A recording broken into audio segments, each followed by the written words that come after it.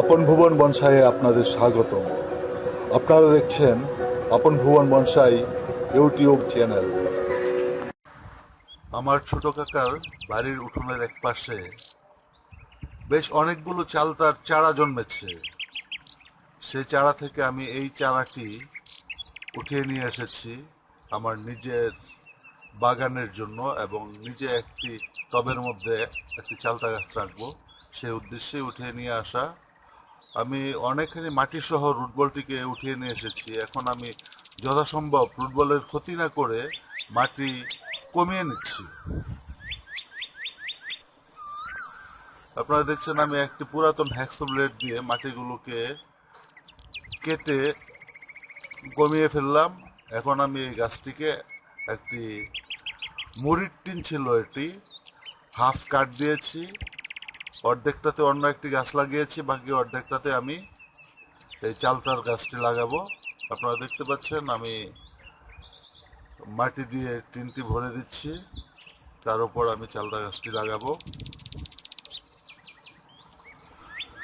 চালতা একটি টক জাতীয় ফল, সেটা আমাদের দেশে সাধারণত বেশিরভাগ ক্ষেত্রে আচার বানানোর কাজে ব্যবহার করা হয়, চাটনি। আবার কেউ কেউ ডাল রান্না করলে একটু টক করার জন্য চালতা ব্যবহার করে। চালতা দিয়ে আরও বেশ কিছু খাদ্য উপাদান তৈরি করা যায়। চালতার ইংরেজি নাম হচ্ছে এলিফ্যান্ট আপেল। যাই হোক, আমি চালতার গাছটি টিনের পাত্রের মধ্যে আমি প্রায় লাগিয়ে শেষ করেছি। আমি এখন ভালো করে মাটির গ্যাপগুলোকে পূরণ করে পানি দিয়ে আমি একটি সাইডে বাগানের একটি ছায়াস্কীর্ণ স্থানে রেখে দেবো, যাতে এটি ভালোভাবে সার্ভাইভ করতে পারে। দর্শক, আমার টার্গেট হচ্ছে আমাদের দেশে যত প্রকার গাছ পাওয়া যায় সমস্ত গাছের একটি মিনিমাম একটি হলেও সংস্করণ আমার কাছে, আমার বাগানে, আমার টবের মধ্যে থাকবে।